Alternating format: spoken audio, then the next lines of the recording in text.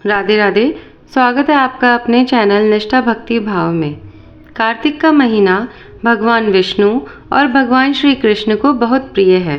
इस महीने में की गई पूजा पाठ का फल अवश्य प्राप्त होता है। आज की इस वीडियो में आप जानेंगे कार्तिक मास के बारे में। कार्तिक मास के अनिवार्य नियम क्या क्या हैं, साल 2023 में कार्तिक का महीना कब से शुरू और कब समाप्त होगा, कार्तिक स्नान का सबसे उत्तम समय क्या होगा, तुलसी जी की पूजा कब और कैसे करनी चाहिए, दीपदान कब और कहाँ करना चाहिए, कार्तिक मास के सबसे ज़रूरी और ख़ास 7 नियम कौन कौन से हैं। अगर आप कार्तिक के पूरे महीने में पूजा ना कर पाएँ तो फिर पंच भीखु व्रत यानी कि अंतिम 5 दिनों के व्रत आप कैसे कर सकते हैं। कार्तिक के महीने में किन चीज़ों का दान करें, किन चीज़ों का ना करें, क्या चीज़ खानी चाहिए, क्या नहीं खानी चाहिए, किन पौधों का दान करना बहुत शुभ माना जाता है। इसके साथ ही आप जानेंगे कार्तिक मास की पूजा विधि के बारे में। भगवान विष्णु को तुलसी जी से बहुत प्रेम है और ऐसे में कार्तिक के महीने में जो भी भक्त सच्चे मन से तुलसी जी की पूजा सुबह और शाम करता है, तुलसी जी को सींचता है, भगवान विष्णु उनके जीवन से सभी दुखों को दूर कर देते हैं, उनकी सभी मनोकामनाएं पूर्ण करते हैं। तो कार्तिक के महीने में तुलसी जी की पूजा कब और कैसे की जाती है, यह भी आज आप इस वीडियो में जानेंगे। वीडियो शुरू करने से पहले मैं आप सभी को बता दूं कि कार्तिक के पूरे महीने में आप हमारे चैनल पर कार्तिक मास की कथाएं सुन सकते हैं। सुबह के समय की पौराणिक कथाएं आपको सुनाई जाएगी। इसके लिए आपने हमारे चैनल को अगर सब्सक्राइब नहीं किया हो तो सब्सक्राइब करके बेल आइकन ज़रूर प्रेस कर दीजिएगा ताकि यह कथाएं आपको सही समय पर मिल सके। कार्तिक मास प्रारंभ होगा 29 अक्टूबर रविवार से और कार्तिक मास की समाप्ति होगी 27 नवंबर सोमवार को। कार्तिक पूर्णिमा के दिन, जिस दिन पंच भीखु यानी कि भीष्म पंचक व्रत की भी समाप्ति हो जाएगी। पंच भीखु व्रत प्रारंभ होंगे 23 नवंबर गुरुवार को देव उठान एकादशी से। 5 भीखु व्रत यानी भीष्म पंचक व्रत आखिरी में 5 दिनों के होते हैं, जो कि कार्तिक महीने के अंतिम 5 दिन होते हैं। इस बार कार्तिक मास की शुरुआत साल की आखिरी चंद्र ग्रहण के साथ होगी, क्योंकि साल का जो आखिरी चंद्र ग्रहण है वह 28 और 29 अक्टूबर के बीच में लगने वाला है। इसलिए जब आप कार्तिक मास का स्नान प्रारंभ करें उस समय आप कुछ बातों का ध्यान ज़रूर रखें, जैसे कि पूरे घर की शुद्धि करें, स्नान करें। सभी को हो सके तो पवित्र नदियों में स्नान करना चाहिए। परिवार के सभी सदस्य या आप भी स्नान ना कर पाएँ तो घर में ही नहाने के पानी में थोड़ा सा गंगाजल मिलाकर ज़रूर स्नान करें और उसके बाद मंदिर की सभी मूर्तियों को स्नान कराएं। मंदिर की मूर्तियों के वस्त्र बदलें, ताजे फूलों की माला या ताजे फूल भगवान को अर्पित करें और विधि विधान से पूजा करके कार्तिक मास के स्नान का या कार्तिक मास के व्रत का आपको संकल्प लेना चाहिए। ध्यान रखें कि चंद्र ग्रहण की समाप्ति के बाद कुछ ना कुछ दान जरूर करना चाहिए। तो कार्तिक मास के पहले दिन आप अपनी सामर्थ्य के अनुसार कुछ ना कुछ दान जरूर करें। कार्तिक मास के नियमों के बारे में बताने से पहले मैं आपको यह जानकारी देती हूँ कि कार्तिक मास के मुख्य त्यौहार और व्रत कौन कौन से हैं और कब कब रहेंगे। इस बार कार्तिक मास की शुरुआत होगी 1 नवंबर बुधवार को करवा चौथ के व्रत से। 5 नवंबर रविवार को अहोई अष्टमी का व्रत रखा जाएगा, जिसे सभी माताएं अपने बच्चों की लंबी आयु की कामना से रखती हैं और इसी दिन राधा कुंड स्नान भी किया जाएगा। 9 नवंबर गुरुवार को रमा एकादशी है और इसी दिन गोवत्स द्वादशी भी है, जब पहली बार भगवान कृष्ण ने गौएं चराना प्रारंभ किया था। 10 दिसंबर शुक्रवार को धनतेरस है। 11 नवंबर शनिवार को काली चौदस है। 12 नवंबर रविवार को दिवाली और नरक चतुर्दशी का त्यौहार मनाया जाएगा। 13 नवंबर सोमवार को कार्तिक अमावस्या का व्रत स्नान दान किया जाएगा। 14 नवंबर मंगलवार को गोवर्धन पूजा और भैया दूज का पर्व एक साथ मनाया जाएगा। 19 नवंबर रविवार को छठ पूजा रहेगी। 20 नवंबर सोमवार को गोपाष्टमी का त्यौहार मनाया जाएगा। 21 नवंबर मंगलवार को अक्षय नवमी का व्रत रखा जाएगा। 23 नवंबर गुरुवार को देव उठान एकादशी का व्रत रखा जाएगा।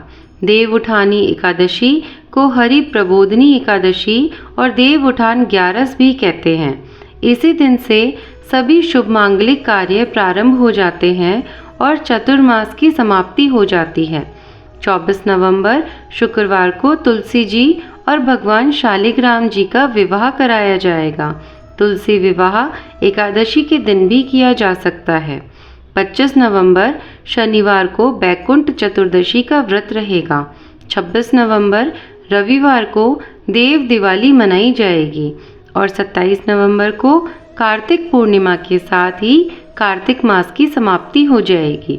सनातन धर्म के अनुसार वैसे तो कार्तिक के महीने में परिवार के सभी सदस्यों को कार्तिक स्नान करना चाहिए और पूजा करनी चाहिए। अगर सभी सदस्य पूजा ना कर पाएं तो घर का कोई एक सदस्य भी कार्तिक स्नान के नियमों का पालन कर सकता है। जिस तरह युगों में सतयुग, तीर्थ स्थानों में बद्रीनाथ, नदियों में गंगा जी सर्वोत्तम मानी जाती है, उसी प्रकार हिंदी महीने में सबसे उत्तम और सबसे पवित्र महीना माना जाता है कार्तिक का। कार्तिक के समान कोई दूसरा मास नहीं, सतयुग के समान कोई युग नहीं, वेद के समान कोई शास्त्र नहीं और गंगा जी के समान कोई भी तीर्थ नहीं है। सबसे ज़्यादा हिंदू व्रत और त्यौहार इसी महीने में आते हैं। भगवान विष्णु अपने 4 महीने के योग निद्रा से जागते हैं और देवउठनी एकादशी के दिन से ही सभी रुके हुए मांगलिक कार्य फिर से शुरू हो जाते हैं। यह पूरा महीना भगवान विष्णु के साथ साथ भगवान कृष्ण की कृपा पाने का महीना भी माना जाता है। इस महीने में किए गए स्नान का और दान का पुण्य अक्षय पुण्य माना जाता है, यानी कि जन्म जन्मांतर तक आपको इसका पुण्य प्राप्त होता रहेगा। माँ लक्ष्मी जी की विशेष कृपा पाने का महीना होता है कार्तिक महीना। अक्सर लोग प्रश्न पूछते हैं कि ब्रह्म मुहूर्त क्या होता है, कार्तिक के महीने में किस समय स्नान करना चाहिए, किस समय तुलसी जी का पूजन करना चाहिए और सूर्य देवता को जल किस समय देना चाहिए, क्या उगते सूरज को ही अर्घ देना चाहिए। जिन लोगों को सूरज दिखाई नहीं देता क्योंकि वे लोग सीधे सूरज देवता के दर्शन नहीं कर पाते, ऐसे में अगर सूर्य देवता दिखाई ना दें तो आप किस तरह अर्घ दे सकते हैं। सबसे पहली बात तो मैं आपको बता दूं कि कार्तिक के महीने में ब्रह्म मुहूर्त में उठकर स्नान करने के साथ ही पूजा भी कर लेनी चाहिए। ब्रह्म मुहूर्त होता है सुबह 4 बजे से 5 बजे के बीच का समय। आप ब्रह्म मुहूर्त में स्नान करके पूजा भी कर सकते हैं। तुलसी जी की पूजा आप ब्रह्म मुहूर्त में स्नान करने के बाद अगर करते हैं तो सबसे ज़्यादा कृपा प्राप्त होती है। रही बात सूर्य देवता को अर्घ देने की, तो आप ब्रह्म मुहूर्त में उठकर भी सूर्य देवता को अर्घ दे सकते हैं, चाहे सूर्योदय हुआ हो या नहीं, क्योंकि ब्रह्म मुहूर्त का समय होता है वह हर तरह के पूजा पाठ के लिए, स्नान के लिए सबसे उत्तम, सबसे शुभ समय होता है। क्योंकि कहा जाता है कि हमारे शरीर में 33 कोटि देवी देवताओं का वास होता है और ब्रह्म मुहूर्त वही समय होता है जब वे हमारे शरीर में जागृत अवस्था में होते हैं और इसी समय में हमारा मन भी एकाग्र अवस्था में रहता है। एक विशेष ऊर्जा हमारे शरीर में रहती है। इसलिए इस मुहूर्त में किसी भी विशेष मंत्र का जाप करना, ध्यान करना सबसे ज़्यादा फलदायी माना जाता है। जो लोग उगते सूरज को जल नहीं दे पाते या फिर सूर्य देवता के दर्शन नहीं कर पाते हों, तो आप कार्तिक महीने में सुबह 4 बजे से 5 बजे के बीच, या फिर अगर आपके पास हिंदू कैलेंडर है तो आप उसमें सूर्योदय का समय देखकर भी सूर्य देवता को अर्घ दे सकते हैं। ब्रह्म मुहूर्त में उठकर स्नान करने के बाद आप चाहें तो दीपदान भी कर सकते हैं। आप चाहें तो बहते जल में, पवित्र नदी में, तालाब, कुंड, सरोवर में दीपदान कर सकते हैं, या तुलसी जी, आंवले के वृक्ष या पीपल के वृक्ष में भी आप दीपदान कर सकते हैं। जो भी लोग कार्तिक मास की पूजा करना चाहते हैं, यानी कि पूरे कार्तिक मास स्नान करना चाहते हैं, तो उनके लिए सबसे ज़रूरी जो विशेष नियम होते हैं जिनका पालन कार्तिक मास में करना चाहिए, लेकिन जो सबसे ज़्यादा ज़रूरी नियम होता है वह होता है तुलसी जी की पूजा करना। अगर आपने अपने घर पर तुलसी जी नहीं लगाई है तो कार्तिक का महीना तुलसी जी का पौधा लगाने के लिए सबसे शुभ माना जाता है। इसलिए आप कार्तिक के पहले दिन ही घर में तुलसी जी का पौधा भी लगा सकते हैं। ध्यान रखना है कि पौधा एकदम छोटा ही लगाना चाहिए। अगर हो सके तो तुलसी जी की मंजरी भी आप गमले में लगा सकते हैं। अब बात आती है कि वह 7 विशेष नियम कौन से हैं जिनका पालन कार्तिक मास की पूजा करने वाले भक्तों को ज़रूर करना चाहिए। अगर आप भी इन 7 नियमों का पालन नहीं कर पाते हैं तो आप किसी भी एक नियम को पकड़ लीजिए और फिर पूरी कार्तिक मास सिर्फ एक नियम का पालन श्रद्धापूर्वक करें। देखिए, सबसे ज़रूरी बात है कि अगर आप कार्तिक मास की पूजा कर रहे हैं तो आपके मन में यह भाव कभी नहीं आना चाहिए कि आप इन नियमों को ज़बरदस्ती या फिर मजबूरी में मान रहे हैं, क्योंकि जो भी नियम है इन नियमों का पालन किया जाना ज़रूरी होता है। इसलिए आपके लिए जो भी आसान हो उस एक नियम का पालन आप चाहें तो पूरी कार्तिक मास कर सकते हैं। नियमों के बारे में बताने से पहले मैं आपको बता दूं कि कार्तिक मास के पहले ही दिन आपको पूजा का, स्नान का, दीपदान का जो भी नियम पालन करना है उसका सबका संकल्प आपको पहले दिन ही ले लेना है। अब कार्तिक मास में जो नियम माने जाते हैं उनमें सबसे पहला नियम है ब्रह्म मुहूर्त में स्नान। कार्तिक मास में ब्रह्म मुहूर्त में स्नान करके पूजा करना चाहिए और कार्तिक मास की जो पूजा होती है वह अधिकतर महिलाएं ही करती है, लेकिन कार्तिक मास की पूजा हिंदू धर्म में कोई भी कर सकता है। स्त्री, पुरुष, बच्चे, बुजुर्ग वह सभी कार्तिक मास की पूजा कर सकते हैं। ब्रह्म मुहूर्त यानी कि सुबह 4 बजे से लेकर 5 बजे तक आपको स्नान कर लेना है और सबसे ज़्यादा अच्छा समय रहता है 4 बजे से 4:30 के बीच का। कार्तिक मास में सादे शीतल जल से स्नान करना चाहिए, लेकिन जो कार्तिक मास की पूजा करना चाहते हैं, अगर ऐसे लोगों में से किसी को भी स्वास्थ्य संबंधी कोई भी परेशानी है और अगर आप ठंडा पानी से स्नान नहीं कर सकते हैं तो आप गुनगुने पानी से भी स्नान कर सकते हैं, क्योंकि आपका स्वास्थ्य आपके लिए पहले है। साथ ही कार्तिक मास में पवित्र नदी में, सरोवर में या कुंड में स्नान करना चाहिए। ऐसा कहा जाता है कि अगर आप नदियों के जल में स्नान करने में असमर्थ हैं तो आप नहाने के पानी में गंगा जल मिलाकर या किसी भी पवित्र नदी का जल मिलाकर स्नान कर सकते हैं। स्नान करते समय हर हर गंगे मंत्र का जाप करना चाहिए। दूसरा नियम है तुलसी जी की पूजा करना। जो भी व्यक्ति कार्तिक मास की पूजा करता है उसके लिए सबसे अनिवार्य नियम होता है तुलसी पूजन। वैसे तो आप तुलसी की पूजा साल भर कभी भी कर सकते हैं, लेकिन कार्तिक मास में की गई तुलसी जी की पूजा सबसे ज़्यादा प्रभावी मानी जाती है। तुलसी जी की पूजा करने से अकाल मृत्यु का डर नहीं रहता और पुराणों में भी ऐसा कहा गया है कि कार्तिक मास में लगातार 1 महीने तक तुलसी जी की पूजा करके गमले में एक दिया जलाने से सबसे ज़्यादा पुण्य की प्राप्ति होती है। एक बात मैं आपको बता दूं कि माता बहनों को अगर कार्तिक मास के समय पीरियड होने लगते हैं तो उन्हें इस दौरान पूजा नहीं करनी चाहिए। अगर घर पर ही कोई सदस्य उनकी जगह पूजा कर ले तो बहुत अच्छी बात है।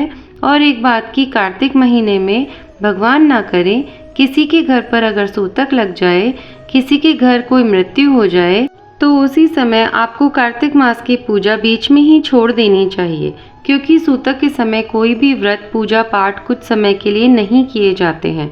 तीसरा नियम है दीपदान। कार्तिक के महीने में आप नियम बना लीजिए कि आपको कोई भी एक जगह निश्चित करनी है और फिर आप पूरे कार्तिक के महीने इसी एक जगह पर दीपदान करें। आप चाहे सुबह दीपदान कर सकें तो सुबह कर सकते हैं। शाम का समय अगर आपके लिए ठीक है तो आप शाम के समय करें। दीपदान करने का संकल्प पहले दिन ही ले लीजिएगा और फिर पूरे कार्तिक महीने आपको एक ही जगह पर दीपदान करना चाहिए। वैसे तो आप दीपदान कहीं भी कर सकते हैं, लेकिन जो जगह आपने निश्चित की है उस जगह को कभी नहीं छोड़ना चाहिए। दीपक आप चाहें तो तेल का या घी का जला सकते हैं। साथ ही कहते हैं कि दीपदान करने से घर का ही नहीं बल्कि जीवन का अंधेरा भी दूर हो जाता है। जितने भी दुख हैं वह सभी दूर हो जाते हैं। माँ लक्ष्मी जी प्रसन्न होकर आपके घर में धन के भंडार भरती हैं। आपके घर में धन में वृद्धि और बरकत भी होती है। चौथा नियम है दान करने का। कार्तिक मास में देखिए कुछ चीज़ों का दान विशेष रूप से करना चाहिए। जैसे कि आप इस महीने में तुलसी जी के पौधे का दान, किसी भी फलदार पौधे का दान, आंवले का, बेल वृक्ष का दान तो कर ही सकते हैं। साथ ही साथ आप अन्न, गाय, भूमि, वस्त्र, गर्म कपड़ों का, जूते चप्पल, कंबल का भी दान कर सकते हैं। इनमें से किसी भी एक चीज़ का दान अगर आपने किसी ज़रूरतमंद व्यक्ति को कर दिया तो इसका पुण्य आपको बहुत ज़्यादा प्राप्त होगा और आपके सभी दुख इस पुण्य से दूर हो जाते हैं। पांचवा नियम है ज़मीन पर सोना। कार्तिक मास की पूजा करने वाले भक्तों को पूरे महीने धरती पर बिस्तर बिछाकर सोना चाहिए। जिस बिस्तर पर आप रोज़ सोते हैं उस पर नहीं सोना चाहिए और यह बिस्तर भी आप साफ सुथरा धुला हुआ इस्तेमाल करें। छठा नियम है ब्रह्मचर्य का पालन। व्रत रखने वाले जितने भी गृहस्थ लोग हैं उन्हें कार्तिक के महीने में तपस्वी के समान आचरण करना चाहिए, यानी कि ब्रह्मचर्य का पालन करने के साथ साथ कम से कम बोलना चाहिए, किसी की निंदा, किसी से झगड़ा नहीं करना चाहिए, किसी भी तरह की चोरी, झूठ या पाप नहीं करना चाहिए। साथ ही तामसिक भोजन जैसे कि मांसाहार, लहसुन, प्याज, गुटखा, सिगरेट, बीड़ी, तंबाकू आदि नशीली चीज़ों का भी सेवन नहीं करना चाहिए। इन सब के अलावा कार्तिक महीने में शरीर पर तेल भी नहीं लगाना चाहिए। सिर्फ नरक चतुर्दशी के दिन ही तेल लगाना शुभ माना जाता है। सातवां नियम है कार्तिक महीने में कुछ ऐसे खाद्य पदार्थ होते हैं जिनका सेवन नहीं करना चाहिए, जैसे कि बैंगन, करेला और हरी सब्जियों में पालक, मेथी, बथुआ और साथ ही कुछ दालें जैसे कि द्विदलन दाल, यानी कि जो दो भागों में बट जाती है वह वाली दाल, जैसे कि चना, उड़द, मूंग, मसूर, इनका सेवन भी नहीं किया जाता है। कार्तिक मास में हर दिन नियम से आपको कार्तिक मास की कथाएं सुननी चाहिए। कार्तिक मास का महात्म सुनना चाहिए। कुछ लोग कार्तिक मास में पूरे महीने केवल एक समय भोजन करने का भी संकल्प लेते हैं। अगर आप भी ऐसा करते आए हैं पहले से तो कर सकते हैं। साथ ही कार्तिक महीने में श्रीमद् भागवत गीता का, रामायण का, श्रीमद् भागवत गीता के साथ साथ विष्णु सहस्त्र नाम आदि स्तोत्रों का भी पाठ करना उत्तम माना जाता है। कार्तिक मास के स्वामी होते हैं भगवान शिव के पुत्र कार्तिकेय, इसलिए इस महीने में कार्तिकेय भगवान की भी पूजा करनी चाहिए, क्योंकि इन्हीं के नाम पर कार्तिक मास का नाम पड़ा है। कहा जाता है कि कार्तिक महीने में ही कुमार कार्तिकेय ने देवताओं का सेनापति बनकर तारकासुर नाम के राक्षस का वध किया था और फिर से देवताओं को उनका स्वर्गलोक वापस दिलाया था। कार्तिक के महीने में जो भी व्यक्ति मंदिर, नदी के घाटों की सफाई करता है तो ऐसा व्यक्ति अपने अगले जन्म में बहुत धनवान बनता है। ऐसे व्यक्ति का तो देवता भी आदर करते हैं और वह लोक परलोक में भी सम्मान प्राप्त करता है। भगवान कृष्ण ने देवी सत्यभामा को बताया था कि कार्तिक महीने में मंदिरों की सफाई करने के कारण ही उनको धन संपदा का सुख प्राप्त हुआ था। तो यह थी आज की जानकारी। उम्मीद करती हूँ कि आपको वीडियो पसंद आई होगी। अगर वीडियो आपको पसंद आई है तो वीडियो को लाइक और शेयर करिएगा और कमेंट करके बताइएगा कि आपको वीडियो कैसी लगी। हमारे चैनल पे ऐसी ही वीडियोस और भी देखने के लिए आप चैनल को सब्सक्राइब करिएगा। धन्यवाद। राधे राधे।